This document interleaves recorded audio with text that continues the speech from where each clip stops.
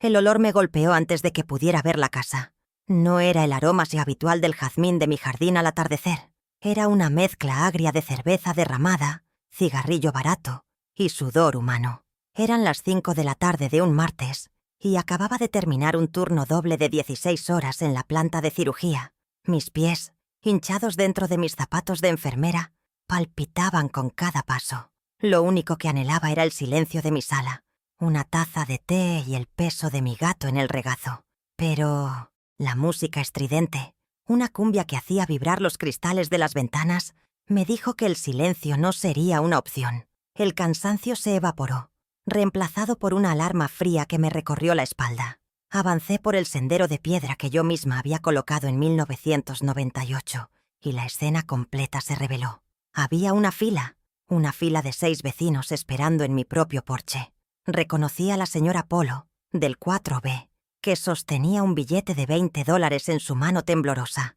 Y allí, sentada, como una emperatriz en mi propia silla de mimbre junto a la puerta principal, estaba Matilde, mi suegra. Llevaba uno de mis pañuelos de seda, uno que yo atesoraba, atado descuidadamente alrededor de su cuello teñido de rojo. Su rostro estaba maquillado en exceso y sonreía con una suficiencia que me revolvió el estómago. Los vecinos me vieron llegar. Algunos apartaron la mirada con vergüenza, otros me observaron con curiosidad morbosa.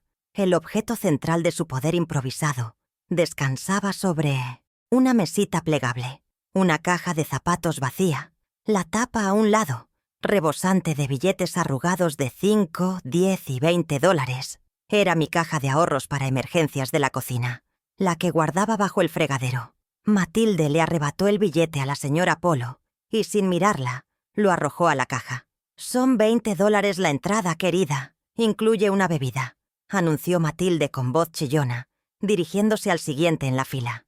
«No aceptamos crédito, solo efectivo contante y sonante. Esmeas». Sonido del dinero golpeando el fondo de la caja era obsceno en el aire tranquilo de la tarde. Fue entonces cuando sus ojos oscuros se posaron en mí. La sonrisa de suficiencia se convirtió en una mueca de desafío. «Ah, Inés, llegaste», dijo, su voz goteando falsa dulzura. Levantó una mano enjollada, no para saludarme, sino para detenerme, justo a tiempo para ver el éxito. «Pero pasa por la cocina, ¿quieres? Y no molestes a los invitados». Hizo una pausa dramática, asegurándose de que todos en la fila escucharan.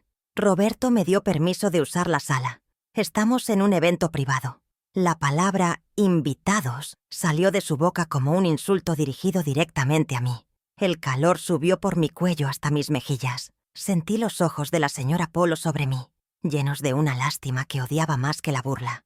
Durante 35 años, manejé crisis de vida o muerte. Administré presupuestos de millones de dólares y mantuve la calma mientras los cirujanos perdían los estribos. Usé esa misma voz, la voz de la enfermera jefe que no acepta tonterías, baja, clara y cortante como un bisturí. «Matilde», dije, mi voz atravesando la música como el hielo. «¿Qué significa exactamente esto? Esta es mi casa».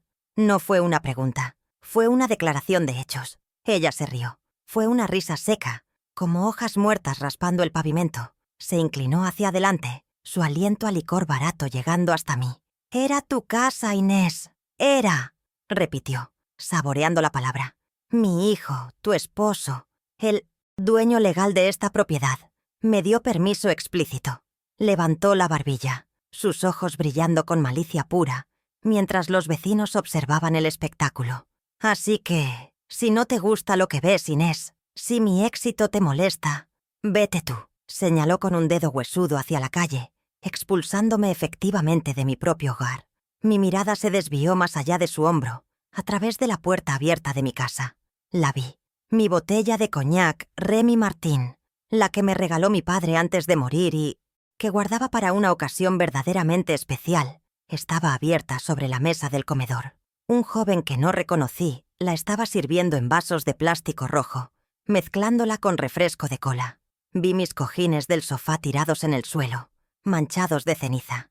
La dignidad de mi hogar, el santuario que construí con mis turnos dobles, estaba siendo profanada por $20 la entrada. La humillación pública era solo la punta del iceberg. Matilde y los vecinos esperaban que yo gritara. Esperaban que armara una escena, que entrara corriendo a buscar a Roberto, que llorara. Quizás eso es lo que la vieja Inés habría hecho. Pero la Inés que había pasado los últimos 3 años observando el microabuso de Matilde y la cobardía de Roberto, hizo algo diferente. Con una calma que pareció desconcertarla, saqué mi teléfono celular de mi bolso. Matilde resopló, asumiendo que llamaría a su hijo para quejarme. Deslicé el dedo por la pantalla, pasando el nombre de Roberto, y presioné el contacto de Carolina, la nueva vecina del 3B. Saqué mi celular, pero no llamé a mi esposo. Llamé a mi vecina abogada. Esta casa, mi casa. Cada ladrillo de estos 200 metros cuadrados fue comprado con mis manos, no con las de Roberto. Pagué el enganche de $50,000 en efectivo en 1994. Cada centavo proveniente de la modesta herencia que mi madre me dejó. Dinero que ella había ahorrado cosiendo vestidos de novia durante 40 años. Roberto en ese entonces acababa de empezar su negocio de consultoría, un título vago para un hombre que siempre tuvo más estilo que sustancia. Él insistió en que firmáramos rápido, que era una oportunidad única en este vecindario.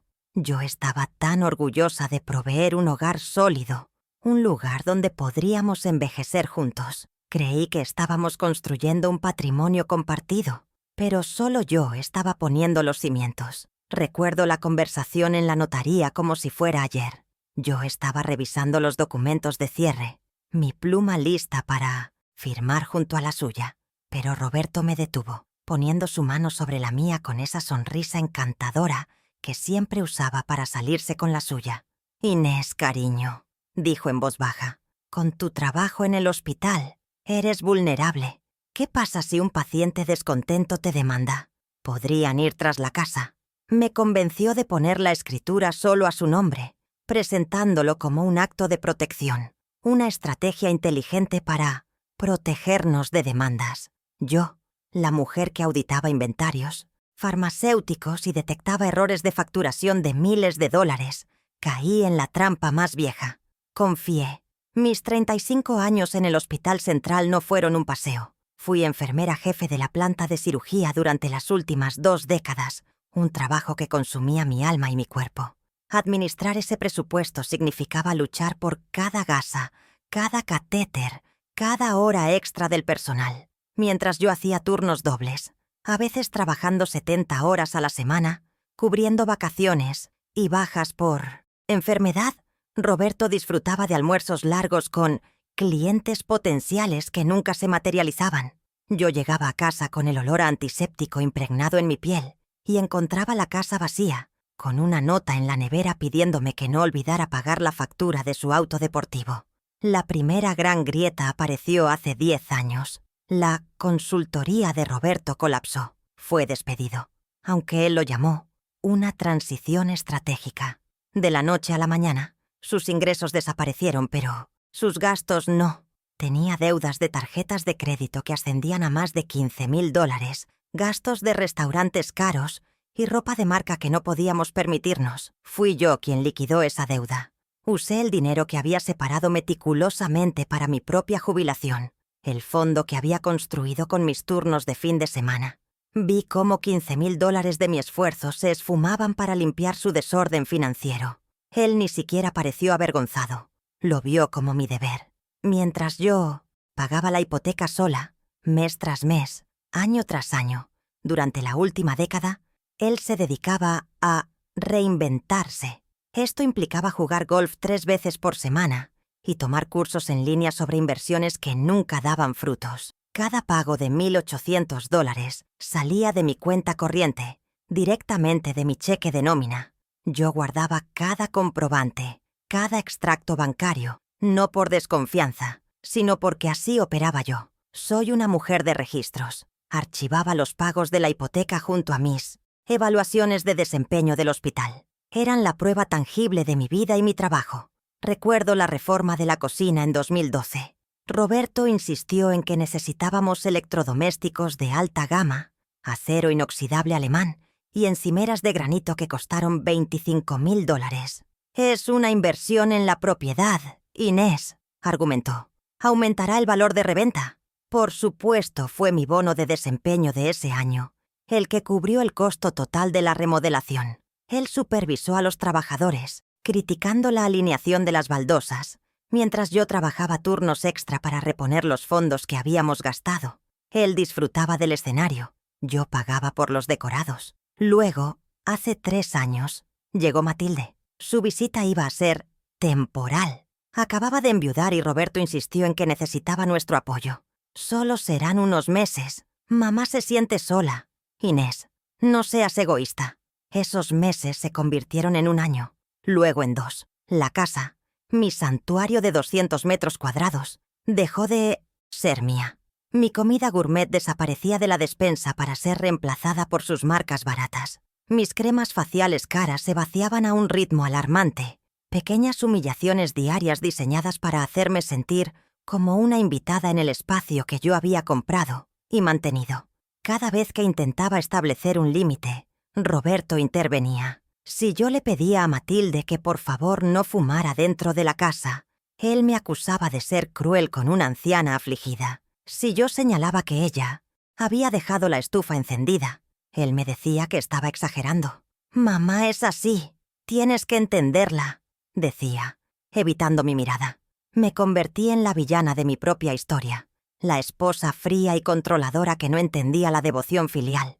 Él la eligió a ella, una y otra vez, mientras ambos vivían cómodamente de mi trabajo. El sacrificio más profundo no fue el dinero, aunque fueron decenas de miles de dólares. Fue mi voz. Renuncié a mi derecho a opinar en mi propio hogar para mantener una paz frágil, para evitar la mirada de decepción de Roberto, para preservar la ilusión de un matrimonio que, en retrospectiva, solo existía en mi balance contable. Yo financiaba la vida de apariencias que él tanto necesitaba. El auto deportivo en la entrada, la casa impresionante en un buen vecindario y ahora la madre cuidada que presumía ante sus amigos. La llegada de Matilde no fue un accidente, fue una invasión calculada. Ella vio la debilidad de carácter de Roberto y mi agotamiento por el trabajo. Vio una propiedad valiosa registrada a nombre de su hijo y a una esposa que estaba demasiado cansada para luchar. Juntos, comenzaron a borrarme de la ecuación, relegándome primero a la cocina, luego a mi dormitorio y ahora, aparentemente, a la acera frente a mi casa. Creían que 35 años de turnos dobles se borraban con una firma y una fiesta, pero se olvidaron de algo fundamental sobre mí. No era solo una enfermera, era una administradora. Mi mente no solo registra el sufrimiento, registra los números, las fechas y las discrepancias. Durante 3 años he observado en silencio cómo mi comida desaparecía y mi paz se erosionaba.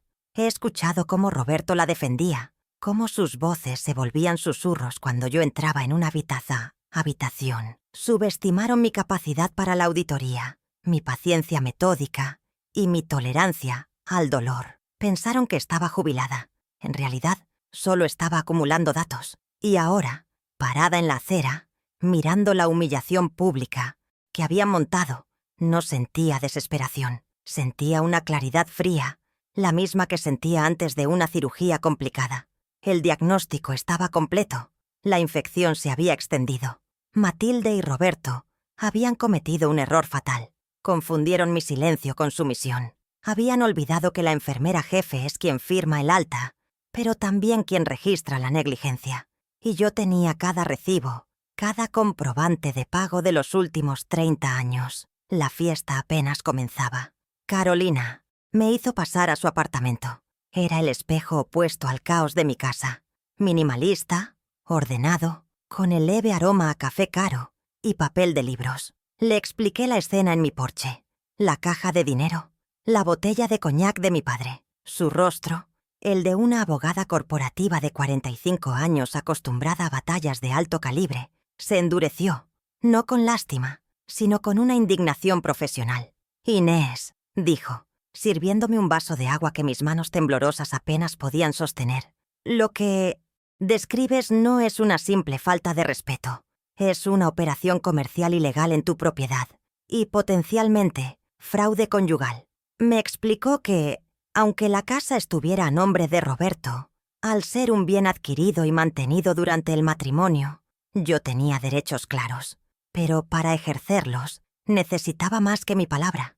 Necesitaba pruebas frías, duras e irrefutables. Esa noche no dormí. Me encerré en mi antiguo cuarto de costura, que ahora servía de dormitorio de invitados, mientras la fiesta de Matilde rugía hasta las 2 de la madrugada.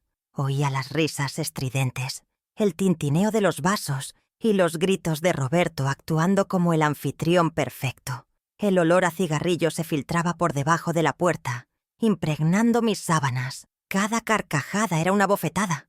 Mi hogar se había convertido en un bar clandestino. Carolina tenía razón. Necesitaba auditar mi propia vida. El plan silencioso comenzó a formarse en mi mente, no con ira, sino con la precisión metódica de un informe quirúrgico. El primer paso: recolectar la evidencia tangible de su negocio. A las 9 de la mañana del miércoles, la casa estaba en un silencio sepulcral. Matilde y Roberto dormían profundamente, sin duda agotados por su noche de juerga. Me puse guantes de látex, los mismos que usaba en el hospital, y salí. No entré a la sala. El desastre podía esperar. Fui directamente a los contenedores de basura comunitarios al final de la calle. Sabía que Matilde era demasiado arrogante para destruir las pruebas de su éxito. Metí la mano en la bolsa negra que reconocí como la nuestra, rasgándola con cuidado. Debajo de las botellas de licor vacías y las cajas de pizza, encontré lo que buscaba: una pila de papeles húmedos. Eran volantes, impresos en papel brillante de color fucsia, con una tipografía horrible que gritaba «diversión». Los alisé sobre el capó de mi auto, el sol de la mañana iluminando la desfachatez. «Tardes de bingo y copas en lo de Matilde», se leía en el encabezado. Y, debajo, la lista de precios que me heló la sangre. Entrada, $20. Incluye un trago de bienvenida. Tragos adicionales, $10. Especiales de tequila. Había fechas, horarios y una nota al pie. Pregunten por nuestras noches temáticas. Esto no era un evento aislado. Era un calendario de actividades. Matilde no estaba dando una fiesta. Estaba administrando un negocio lucrativo y sin licencia, usando mi casa como su local. Volví a entrar y examiné la cocina. La evidencia estaba por todas partes. Cajas de Casino Móvil S.A. apiladas junto al refrigerador. Una compañía que, según una búsqueda rápida en mi teléfono, alquilaba equipos de juego para fiestas. Esto explicaba los cargos que vería más tarde. La implicación era clara. Estaban escalando. Habían pasado de robar mi comida y mi paz a cometer un delito fiscal y de licencias. ¿Qué tan profundo era este engaño? ¿Creían realmente que yo, una mujer que había balanceado las cuentas de una unidad hospitalaria durante décadas, no me daría cuenta del aumento en los gastos? Mi mirada se posó en el correo apilado en la encimera. Lo había ignorado durante días. Allí, entre las ofertas de tarjetas de crédito, había un sobre con ventana de la compañía eléctrica. Lo abrí con un abrecartas, con un movimiento rápido y limpio. La factura de la luz. El monto me hizo sentarme. $600. Nuestra factura habitual apenas llegaba a 150. El uso de electricidad se había cuadruplicado en los últimos 30 días. Las luces de fiesta, los refrigeradores adicionales para la cerveza, el aire acondicionado funcionando sin parar para los invitados. Todo estaba allí, en blanco y negro. Estaban saqueando mis finanzas mientras me humillaban públicamente. La ira es caliente, pero la indignación es fría y precisa. Esta factura de $600 era una prueba financiera sólida, pero necesitaba conectar la operación directamente con Roberto y su consentimiento. Necesitaba que sus propias palabras los condenaran. Sabía que despertarían alrededor del mediodía, hambrientos y malhumorados, y se reunirían en la cocina para planificar su próxima movida.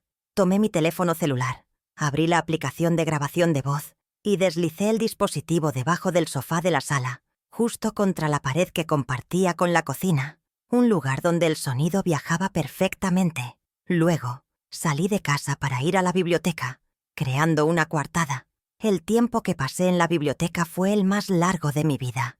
Intenté leer, pero las palabras se arremolinaban en la página. Mi mente estaba en esa pequeña grabadora digital, capturando la conversación que definiría mi futuro.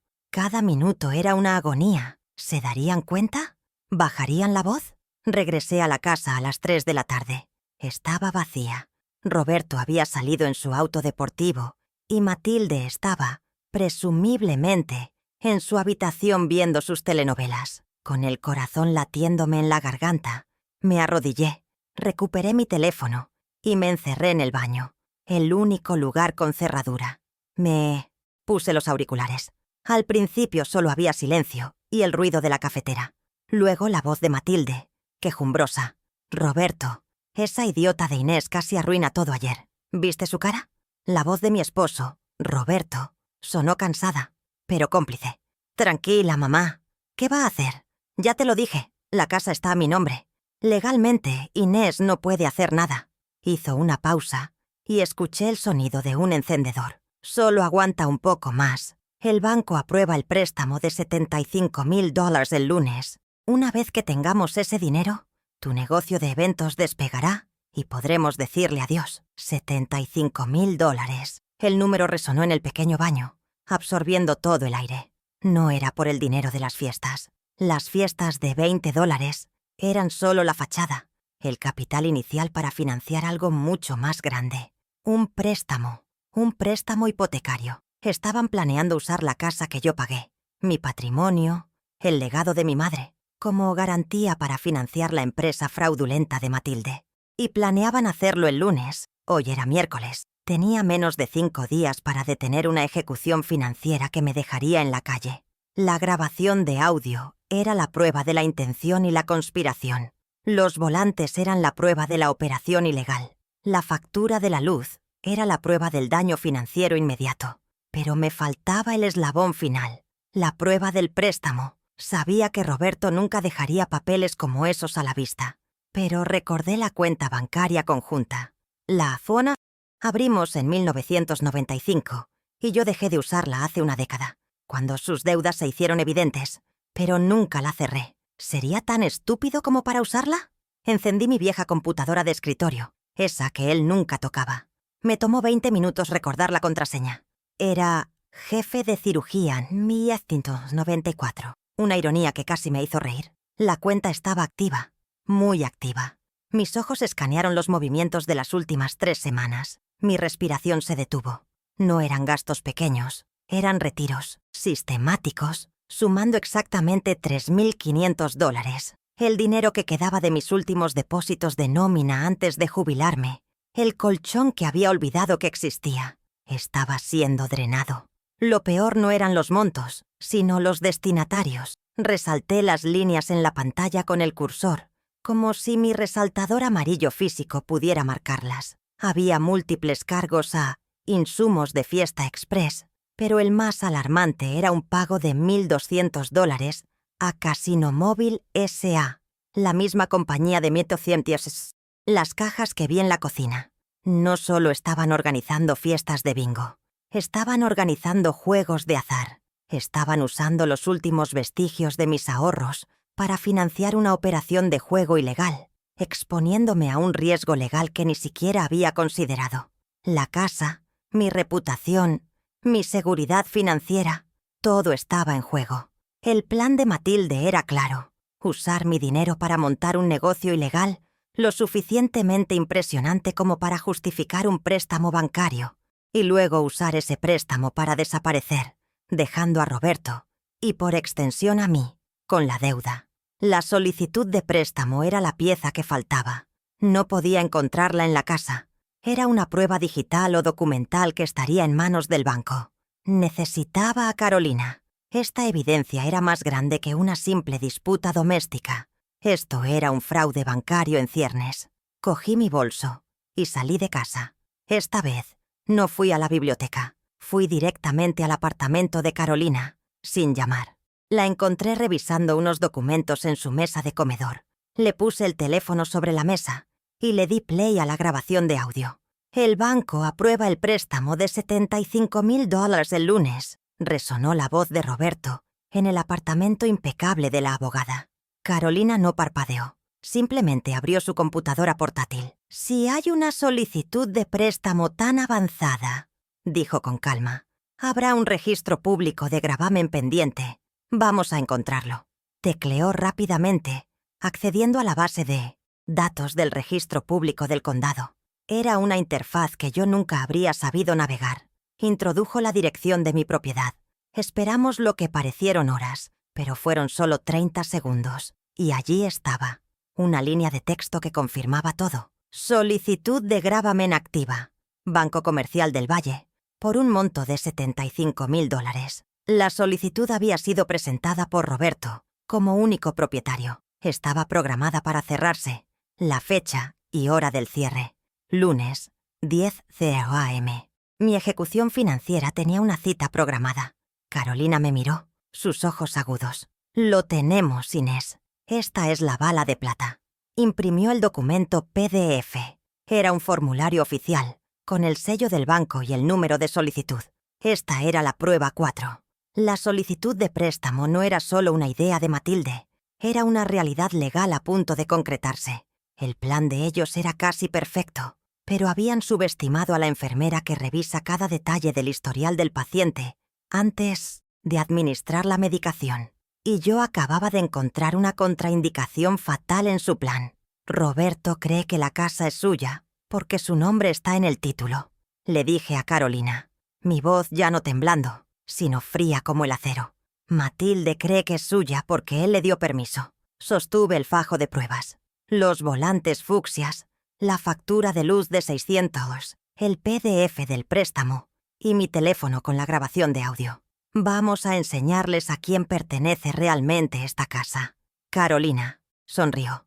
No solo vamos a detener el préstamo, Inés. Vamos a desmantelar su operación. La conversación con Carolina fue corta y precisa. Ella redactaría una notificación extrajudicial formal para el banco, adjuntando la evidencia de la disputa conyugal y la actividad ilegal. Eso detendría el préstamo en seco el jueves por la mañana. También prepararía la demanda de divorcio por fraude. Mi parte era más táctica. Necesitaba asegurarme de que no tuvieran fondos para contraatacar o huir cuando el préstamo fuera denegado. El siguiente paso era cortar su línea de suministro. Iba a ir a mi banco. Me sentí como si estuviera preparando un quirófano para un procedimiento de emergencia. Cada pieza de evidencia era un instrumento esterilizado, listo para ser utilizado en el momento preciso. Los volantes demostraban el negocio, la factura de la luz, el perjuicio, la grabación, la conspiración, el extracto bancario, el robo y la solicitud de préstamo, la urgencia. Ya no era una víctima humillada en su propio porche. Era la enfermera jefe de mi propia vida y estaba a punto de realizar una cirugía mayor. El miércoles por la noche, mientras regresaba a mi casa, ahora un territorio enemigo, me sentí extrañamente en calma. Roberto y Matilde estaban en la sala, riendo, sin duda celebrando los $75,000 que creían que estaban a punto de recibir. No sabían que su línea de crédito acababa de ser cortada en la fuente. No sabían que yo había pasado mi carrera manejando narcisistas con bisturíes y ellos no eran diferentes. El lunes estaba demasiado lejos para ellos. Mi cronograma era mucho más rápido. Mi teléfono vibró. Era un mensaje de Carolina. Notificación enviada al departamento legal del banco. El préstamo está congelado a partir de este momento. Sonreí. El primer dominó había caído. Ahora era el turno de la cuenta bancaria. Mañana por la mañana, mientras ellos dormían, yo estaría en la sucursal bancaria, asegurándome de que cada centavo que me habían robado fuera el último. El post-juego había cambiado.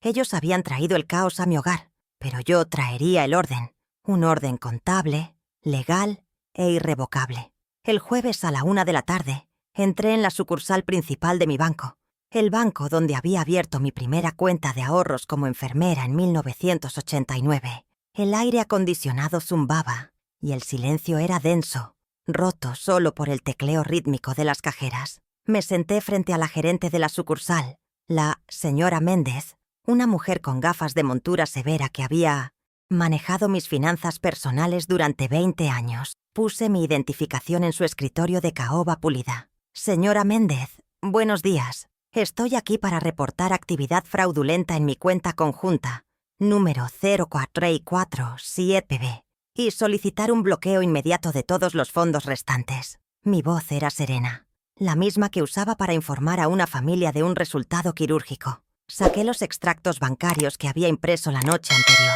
Los deslicé sobre el escritorio, con las líneas relevantes marcadas en resaltador amarillo.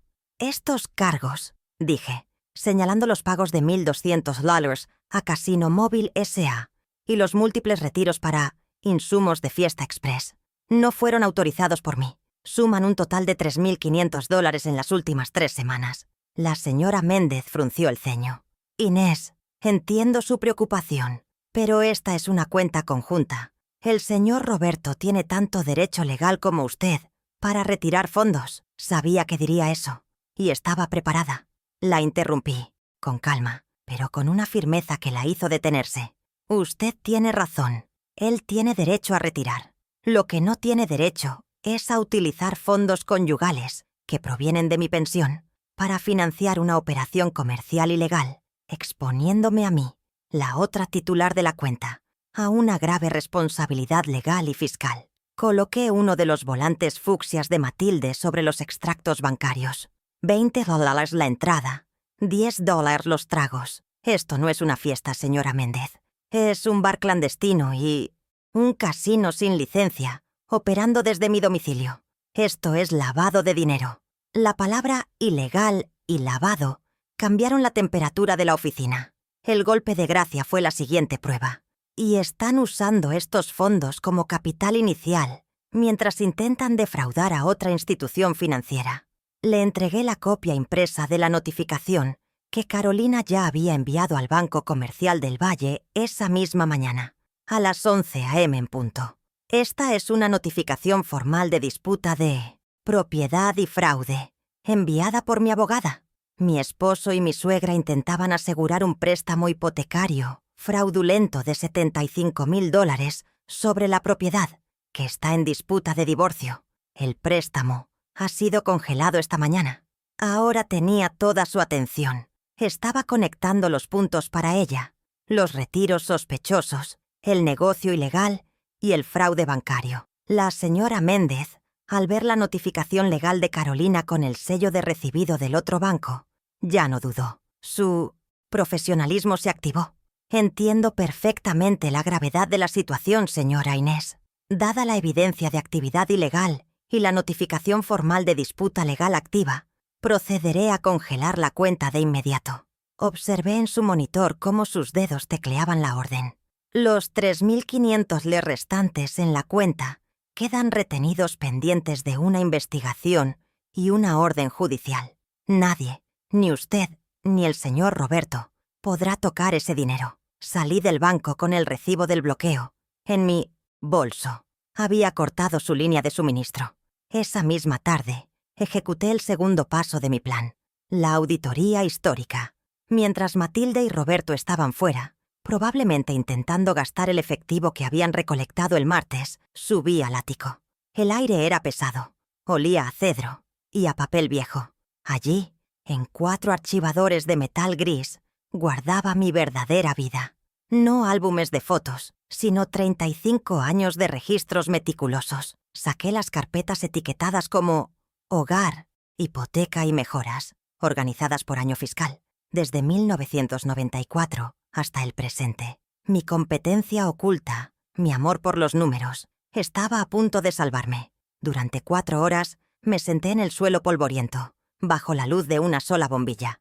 Compilé la prueba maestra. Primero, el cheque certificado original de $50,000 de la herencia de mi madre, usado para el enganche.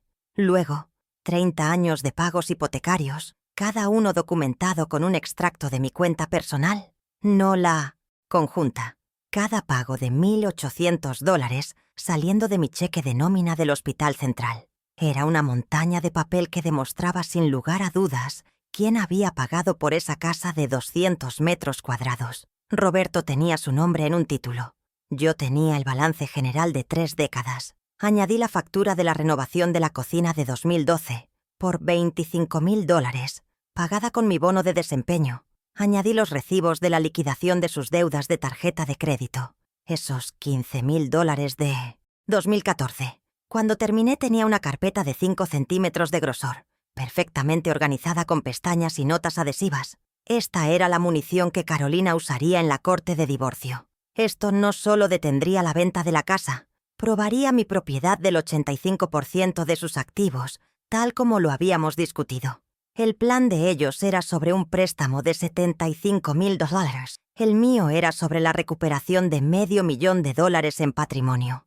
El viernes por la mañana, los gritos me despertaron a las 9 a.m. Fue Matilde, desde la cocina. «Roberto, Roberto, despierta ahora mismo. Inútil, la tarjeta no pasa». Oí el sonido de un teléfono siendo arrojado contra la pared, seguido de una sarta de maldiciones. Intenté pagarle al agente de casino móvil por el evento de mañana y dice, «Fondos bloqueados». Me levanté, me puse la bata y caminé lentamente hacia el pasillo, justo a tiempo para ver a Roberto bajar corriendo las escaleras, con los ojos inyectados en sangre por el pánico y la resaca. «Eso es imposible, mamá. Revisé el saldo ayer». Me vieron parada al pie de la escalera, observándolos con una calma que los enfureció. «¿Fuiste tú?», siseó Roberto, acercándose a mí, su rostro a centímetros del mío. «¿Qué hiciste con nuestro dinero?». Mantuve mi postura. «¿Querrás decir qué hice con mi dinero?». «El dinero de mi pensión que estaban usando para pagar deudas de juego. Reporté la actividad fraudulenta, Roberto. La cuenta está congelada».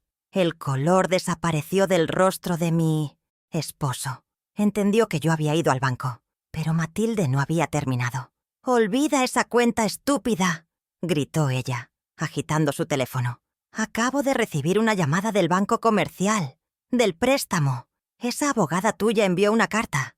Cancelaron nuestra solicitud». El golpe fue doble. No solo se habían quedado sin los $3,500 en efectivo, sino que el premio mayor, los $75,000, se había evaporado. Roberto se tambaleó hacia atrás, apoyándose en la pared. «Inés, ¿por qué?». «Era nuestro futuro. Era el negocio de mamá». La desesperación en su voz era patética. Creyó la mentira hasta el final. Matilde, sin embargo, no se desesperó. Se enfureció. Sus ojos oscuros se clavaron en mí, llenos de un odio puro y calculador. «Así que la enfermerita cree que ganó», escupió. «¿Crees que nos has detenido? No sabes nada». Se volvió hacia Roberto. «Llama a todos. Llama a los vecinos. La fiesta de póker de mañana sigue en pie. Ahora es más importante que nunca». Se volvió hacia mí, con una sonrisa torcida. «Y tú, vieja bruja, no podrás hacer nada. Cobraremos solo en efectivo. Veremos quién nos detiene ahora». Acababan de morder el anzuelo. Su arrogancia era mi mejor aliada. Tal como Carolina había predicho, cortar sus fondos bancarios no los detendría. Los obligaría a volverse más descarados. Los obligaría a organizar un evento en efectivo, una operación mucho más visible y flagrantemente ilegal. Matilde pasó todo el viernes en el teléfono, no con volantes, sino con llamadas personales. «Gran noche de póker en lo de Matilde», le oí decir a la señora Polo. «Traigan efectivo, $50 de entrada mínima, premios grandes». Estaban duplicando su apuesta, ciegos a la trampa que acababan de activar con sus propias bocas. El sábado por la mañana, con una calma deliberada, empaqué una pequeña maleta de mano, un camisón, un libro, artículos de aseo y mi teléfono. Roberto me observaba desde el sofá de la sala, donde había dormido, con una mirada agria. «¿A dónde diablos? ¿Crees que vas ahora?», preguntó con suspicacia. Lo miré con la mayor tristeza fingida que pude reunir. «A casa de mi hermana. No puedo estar aquí esta noche, Roberto. No quiero ver cómo convierten mi casa en eso. No quiero ser cómplice cuando llegue la policía». Mi mención de la policía lo hizo reír. Una risa seca y condescendiente. «Nadie va a llamar a la policía, Inés. Están demasiado ocupados divirtiéndose. Vete, huye con tu hermana. De todos modos, Matilde y yo tenemos negocios importantes que atender». Su desdén era palpable.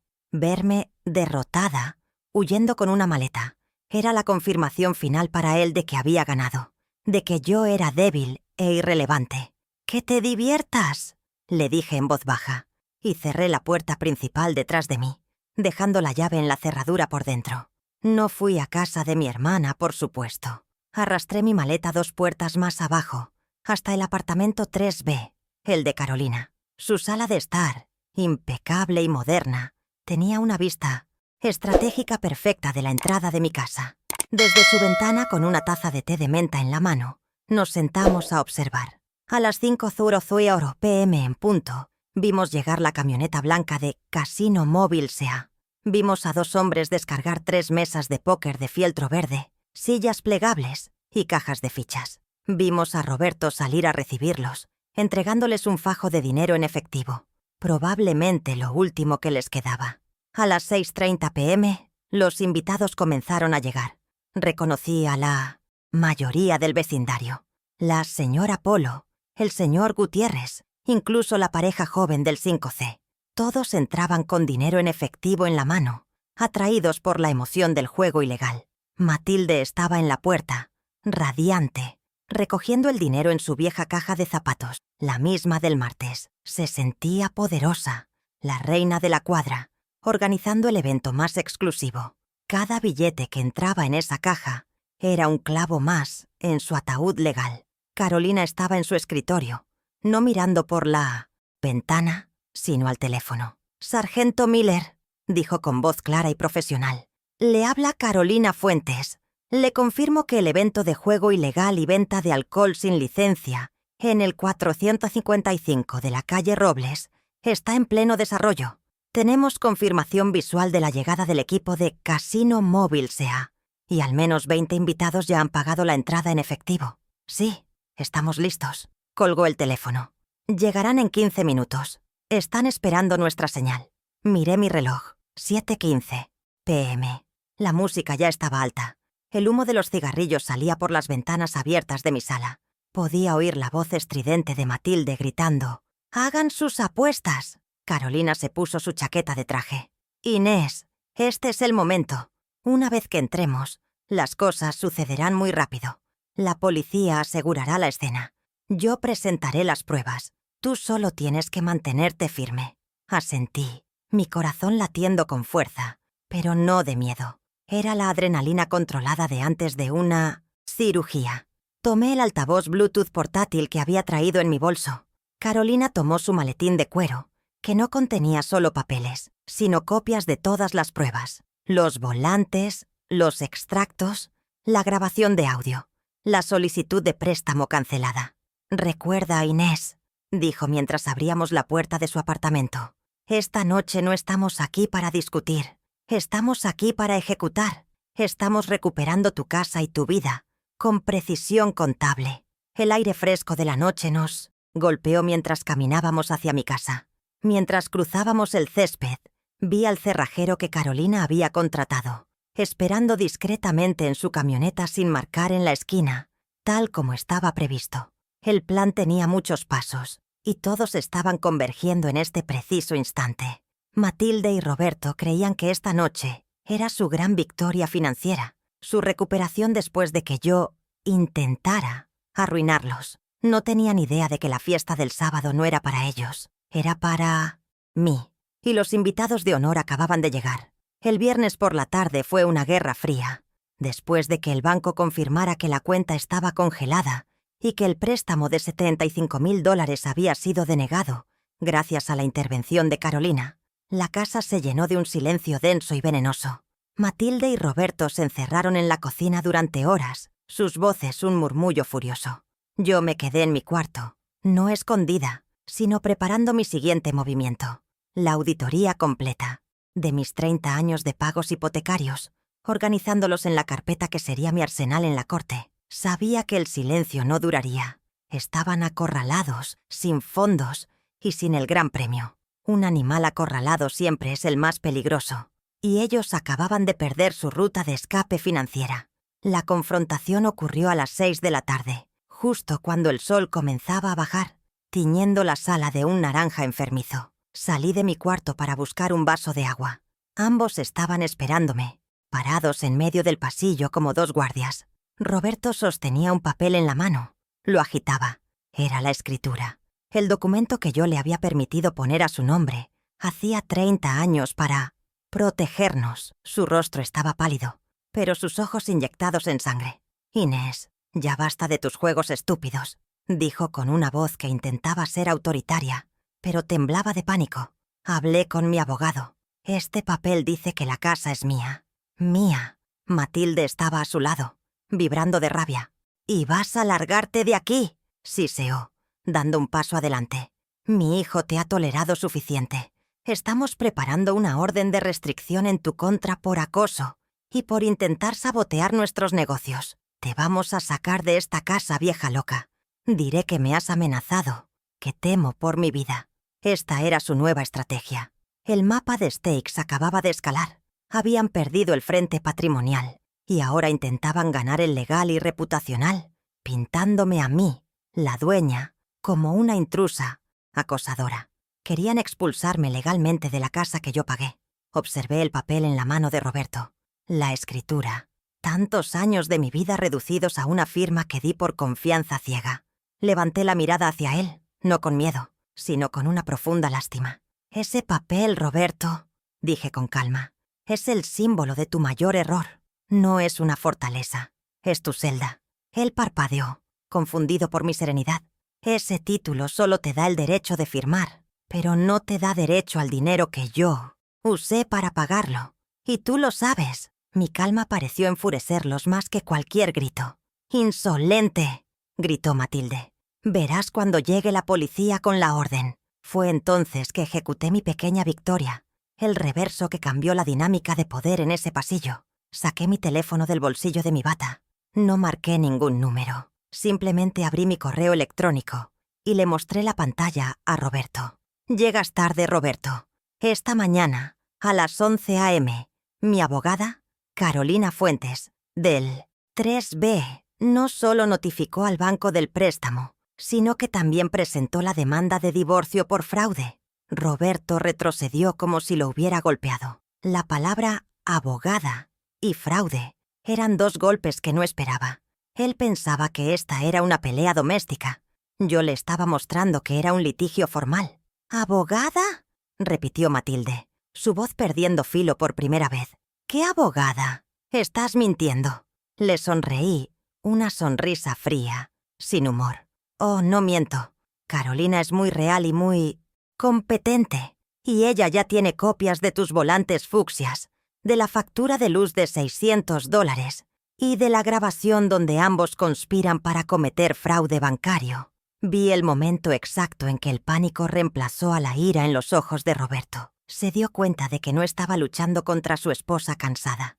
Estaba luchando contra un caso legal documentado. Su amenaza de orden de restricción se disolvió en el aire, patética e inaplicable frente a una demanda de divorcio por fraude.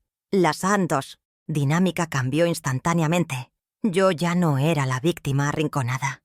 Ellos eran los conspiradores expuestos. Roberto bajó la mano que sostenía la escritura. Matilde, por un segundo, pareció que iba a desmayarse, pero su avaricia era más fuerte que su miedo. Sus ojos se entrecerraron. «No importa», espetó, aunque su voz ahora era un chillido agudo. «Tu abogada no puede hacer nada antes del lunes, y nosotros necesitamos el dinero ahora». Se volvió hacia Roberto con una urgencia desesperada. «El póker, la noche de póker de mañana, es solo en efectivo.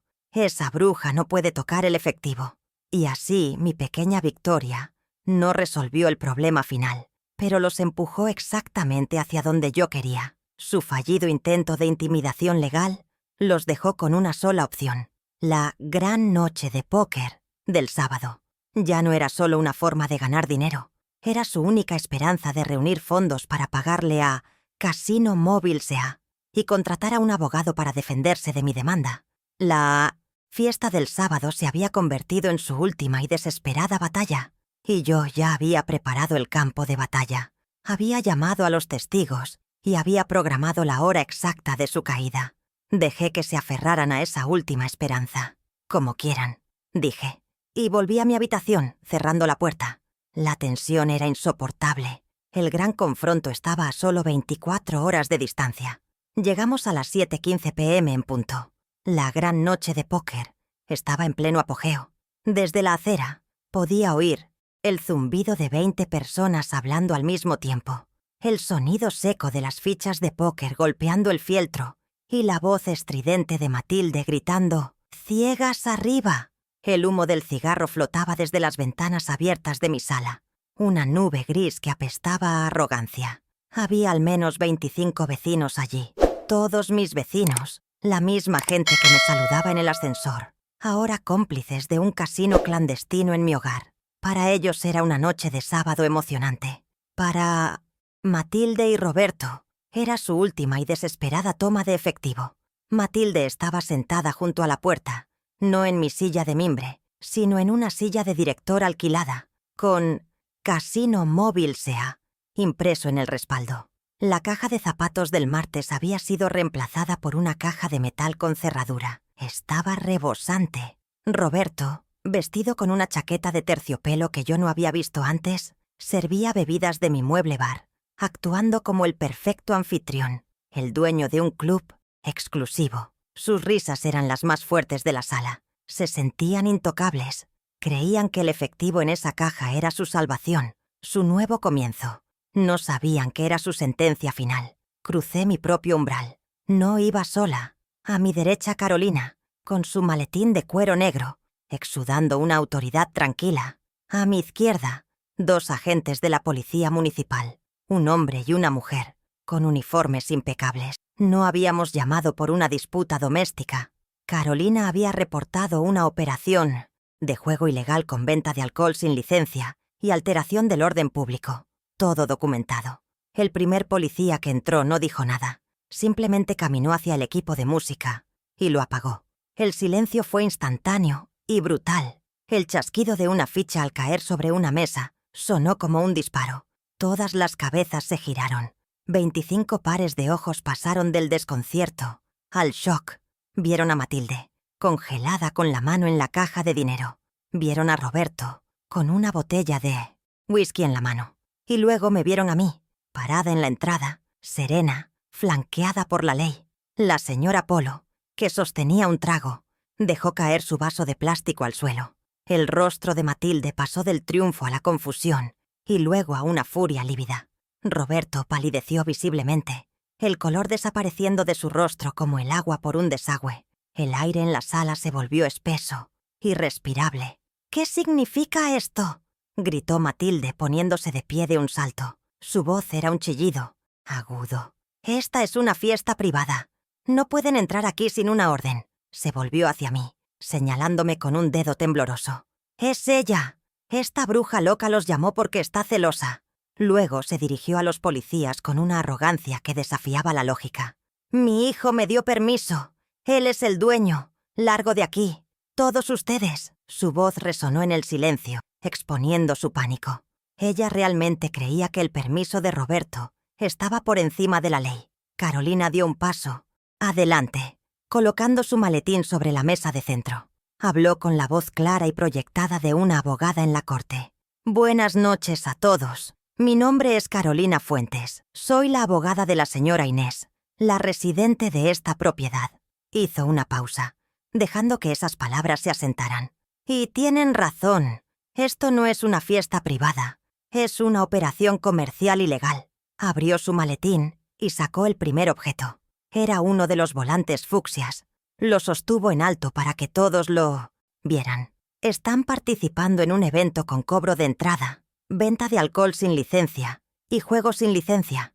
El impacto de la prueba 1 fue inmediato. Los vecinos, que hasta hace un segundo se sentían como invitados VIP, ahora se veían como lo que eran, clientes de un negocio turbio. Los murmullos comenzaron instantáneamente. «¿Juego ilegal?», escuché decir al señor Gutiérrez. «Ella dijo que era una contribución voluntaria». «Nadie me dijo que esto no era legal», dijo otra. El ambiente cambió de festivo a hostil. Los invitados ya no me miraban a mí, miraban a Matilde y a Roberto con acusación. Se sintieron engañados, usados como peones en el fraude de mi suegra.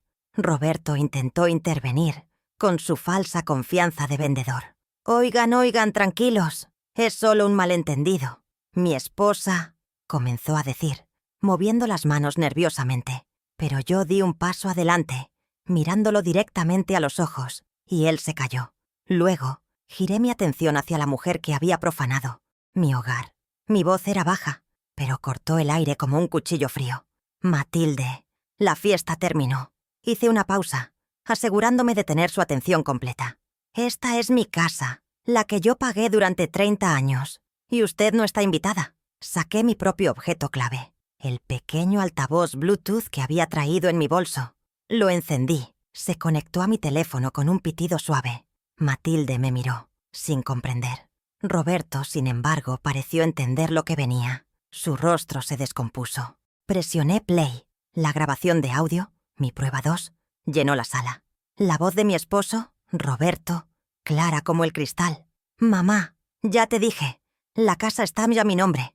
Legalmente, Inés no puede hacer nada. El banco aprueba el préstamo de $75,000 el lunes». El silencio que siguió fue absoluto, pesado y sofocante. Si el volante había causado murmullos, el audio causó un shock colectivo.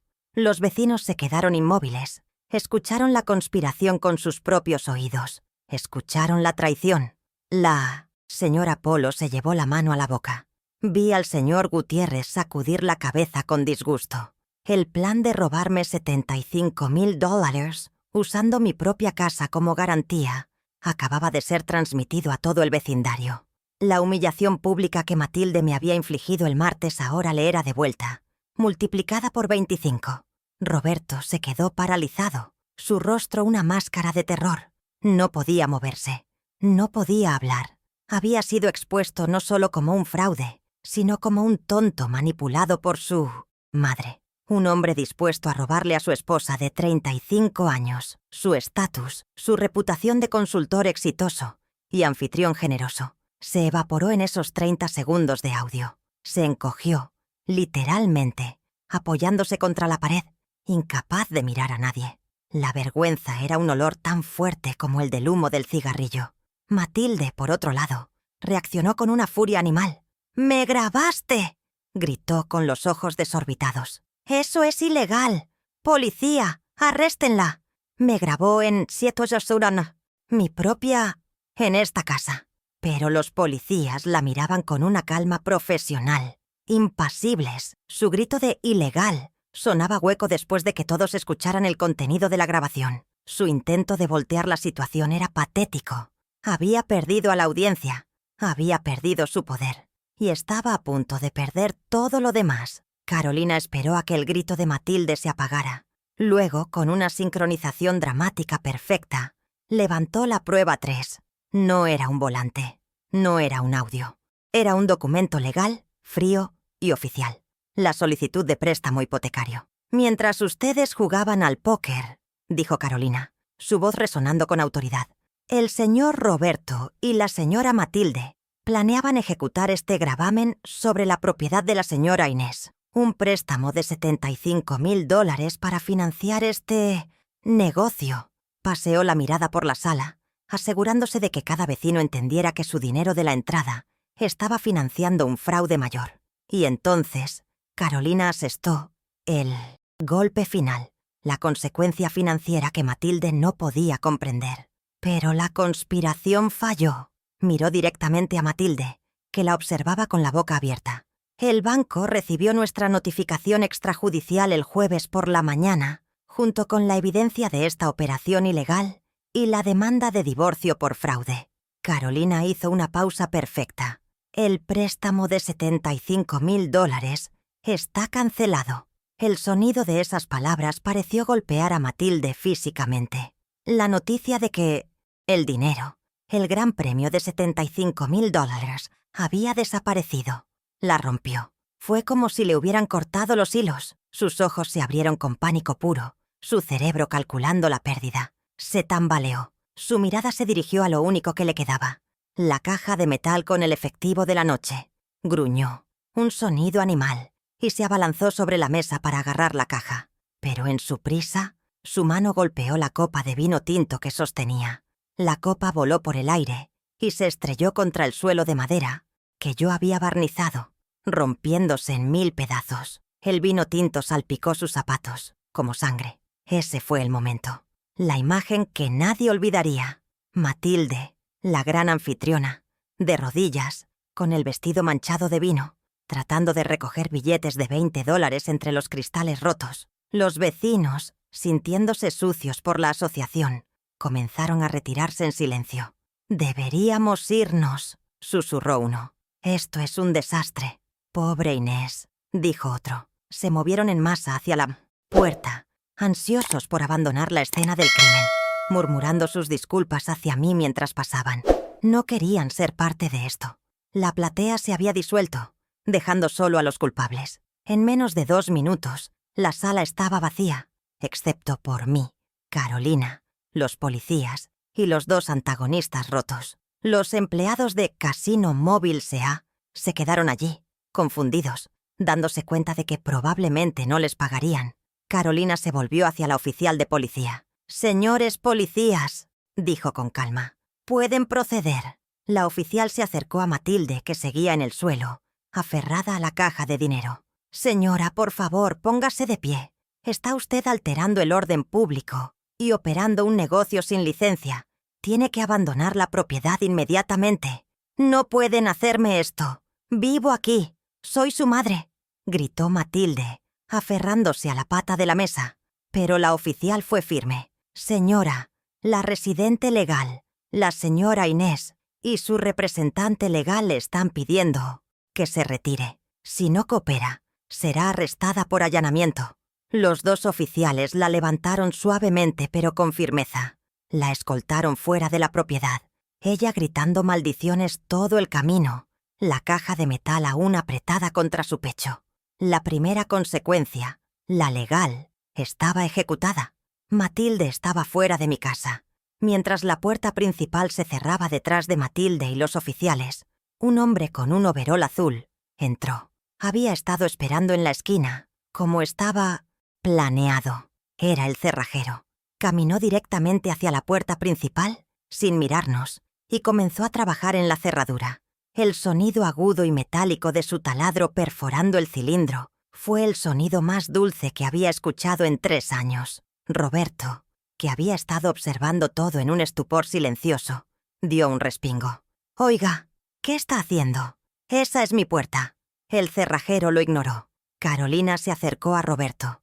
Él ahora estaba solo en medio de la sala devastada, rodeado de vasos sucios, fichas de póker y los restos de la copa de vino rota de su madre. «Señor Roberto», dijo Carolina, su voz sin emoción, «el cerrajero está cambiando todas las cerraduras de la casa, por orden de la señora Inés». Ella sacó un fajo de papeles de su maletín. «Y esto es para usted». Le entregó los documentos. Roberto los tomó con manos temblorosas. La segunda consecuencia, la patrimonial. En 30 segundos estaría legalmente expulsado de la casa. Roberto miró los papeles, su rostro ceniciento. Eran 2 documentos. El primero era la copia sellada de la demanda de divorcio por fraude y disipación de bienes conyugales. El segundo era una orden de restricción temporal de emergencia que le prohibía acercarse a menos de 100 metros de mí o de cualquiera de mis cuentas bancarias personales, pendiente de la audiencia judicial. Esta era la tercera consecuencia, la financiera y personal. Había perdido a su madre, su casa y su acceso a mi dinero, todo en el lapso de 10 minutos. «¿Divorcio?», susurró, la palabra apenas audible. «¿Orden de restricción? Inés, no puedes hacerme esto. ¿A dónde iré? Soy tu esposo». Me miró entonces por primera vez, no con arrogancia ni con lástima, sino con terror puro. Vio a la mujer que había financiado su vida entera, la mujer que había subestimado, y supo que no había vuelta atrás. No respondí. No había nada más que decir. Mi calma era mi respuesta final. El sonido del cerrajero terminando su trabajo fue la puntuación. El cerrajero se levantó y me entregó un juego de llaves nuevas y brillantes. Las sentí pesadas y frías en mi palma. Carolina le hizo un gesto a Roberto hacia la puerta. «Le sugiero que recoja sus efectos personales esenciales ahora, señor Roberto. Tiene 5 minutos antes de que la nueva cerradura esté activa y la policía lo escolte fuera del perímetro». Roberto me miró una última vez, buscando una señal de debilidad, una pizca de la vieja Inés que lo perdonaría. No encontró nada. Solo encontró a la enfermera jefe, cerrando un caso. Se dio la vuelta, derrotado, y subió las escaleras para empacar una maleta. La casa finalmente era mía. Roberto bajó las escaleras 5 minutos después, arrastrando una pequeña maleta de mano. la misma que usaba para sus supuestos viajes de negocios. No me miró. Pasó junto a Carolina, quien se mantuvo impasible como una estatua de la justicia, y salió por la puerta principal. Escuché sus pasos en el sendero de piedra que yo había colocado, y luego el sonido de su auto deportivo arrancando y alejándose en la noche. El cerrajero terminó su trabajo, me entregó el juego de llaves nuevas y brillantes y se fue. De repente, la casa de 200 metros cuadrados quedó en un silencio absoluto. Un silencio que yo había anhelado durante 3 años, pero era un silencio viciado, manchado por el olor agrio del vino derramado, el humo rancio del cigarrillo y el hedor de la traición. La batalla había terminado, pero la recuperación de mi patrimonio apenas comenzaba. Esa noche no dormí en mi antigua cama. Acepté la oferta de Carolina y me quedé en su impecable apartamento de invitados. A la mañana siguiente regresé a mi casa, no como residente, sino como administradora de una escena contaminada. Llamé a un servicio de limpieza profunda, uno que normalmente se usa para restauraciones después de incendios. Observé cómo se llevaban los sofás manchados, las alfombras quemadas por las cenizas y cada plato, vaso y cubierto que Matilde había tocado. Pagué para que tiraran el colchón que había compartido con Roberto. Esterilicé mi vida. Era el primer paso de mi nuevo protocolo. Establecer límites físicos, claros e irrevocables, antes de que Carolina estableciera los legales el lunes. El lunes, en la primera audiencia de divorcio, el abogado de Roberto, un hombre pomposo con un traje caro, intentó desestimar mis reclamos. Agitó una copia de la escritura, declarando que la casa era propiedad exclusiva de su cliente. Entonces Carolina, con una calma glacial, sacó mi prueba maestra, la carpeta de 5 centímetros de grosor, que contenía 35 años de registros. Presentó el cheque certificado de $50,000 de la herencia de mi madre, usado para el enganche. Presentó, año por año, los extractos bancarios de mi cuenta personal, que mostraban cada uno de los pagos hipotecarios de $1,800 saliendo de mi salario de enfermera jefe. El argumento del título de Roberto se evaporó bajo el peso de 3 décadas de contabilidad. El juez, un hombre sensato, que había visto esta historia antes, examinó mi auditoría. Vio los $15,000 que pagué por las deudas de Roberto en 2014. Vio los $25,000 de mi bono de desempeño que pagaron por la renovación de la cocina. El abogado de Roberto tartamudeó sobre contribuciones no monetarias, pero las cifras eran irrefutables. Dada la abrumadora evidencia de mi contribución financiera y la conspiración activa de Roberto y Matilde para defraudar los bienes conyugales, el juez congeló la propiedad de inmediato, prohibió su venta, refinanciación o cualquier gravamen hasta la disolución final. Roberto no podía acercarse a menos de 100 metros. Había asegurado el activo. La caída de Roberto y Matilde fue tan rápida como su arrogancia. Sin mi dinero para pagar a sus acreedores, se vieron inundados por las consecuencias. El dueño de Casino Móvil S.A. los demandó por el pago del equipo alquilado y los daños. Y, como Carolina había notificado a las autoridades municipales sobre el negocio ilegal, ambos enfrentaban cargos penales por operar un establecimiento de juego y vender alcohol sin licencia. Supe por la señora Polo, que me llamó para disculparse profusamente, que Matilde y Roberto vivían ahora en un pequeño apartamento alquilado de una habitación cerca de la autopista, un lugar de 40 metros cuadrados con paredes de cartón, discutiendo por dinero en los pasillos del supermercado barato. 6 meses después, el divorcio fue definitivo. Fue menos una batalla y más una rendición contable. Enfrentando cargos criminales y sin fondos para un litigio prolongado contra la montaña de pruebas de Carolina, Roberto aceptó el acuerdo. La casa, que había sido mi orgullo y mi prisión, se vendió en menos de una semana en un mercado inmobiliario favorable. Obtuvimos $600,000 por ella. El juez leyó el fallo final, una formalidad basada en los meticulosos registros que yo había guardado en mi ático, no por desconfianza, sino por disciplina. Mi disciplina de enfermera jefe me había salvado la vida.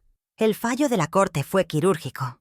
Declaró que, basándose en la contribución financiera probada, El 85% de las ganancias de la venta me pertenecían. Eso eran $510,000. El 15% restante, los $90,000 de Roberto, fue embargado inmediatamente por la corte para pagar las deudas que había contraído con Casino Móvil S.A. y los $3,500 que había robado de la cuenta conjunta. Salió de la corte con una fracción de lo que creía merecer, el precio exacto de su traición. Yo salí con el cheque que representaba mis 35 años de turnos dobles, el legado de mi madre y mi futuro recién comprado. No compré otra casa grande. No quería el mantenimiento, ni los recuerdos, ni el espacio vacío. En lugar de eso, compré un apartamento nuevo en el centro de la ciudad, una unidad de 100 metros cuadrados en el piso 15, con ventanas del suelo al techo y un balcón que miraba directamente al parque. Es más pequeño que mi antigua casa, pero cada centímetro cuadrado es mío. No hay espacio para suegras intrusivas. No hay ático para guardar los errores del pasado. Pagué en efectivo. El día que firmé los papeles, el agente inmobiliario me entregó las llaves y me dijo: «Felicidades, señora Inés». No, la esposa de Roberto. Solo Inés. La dignidad se sintió así, simple, sólida, y con mi nombre en el único título que importaba. Mi nueva rutina es la restauración de mi dignidad.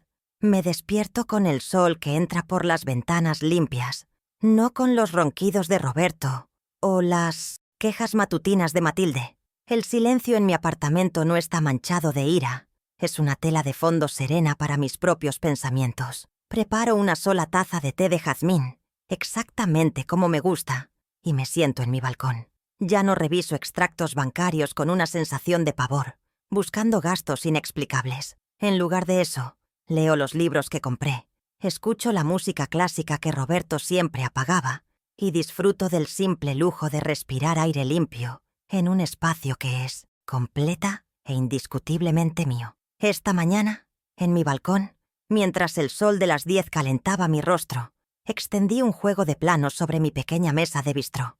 No eran planos arquitectónicos, eran diagramas de flujo, borradores de estatutos legales, estructuras organizativas. Durante el proceso de divorcio, Carolina me había confesado lo impresionada que estaba con mi auditoría personal. «Inés, tu precisión contable ganó este caso antes de que entráramos a la corte. Tienes una habilidad que muchos abogados envidiarían». Sus palabras habían plantado una semilla que ahora, con mi patrimonio asegurado, estaba lista para germinar.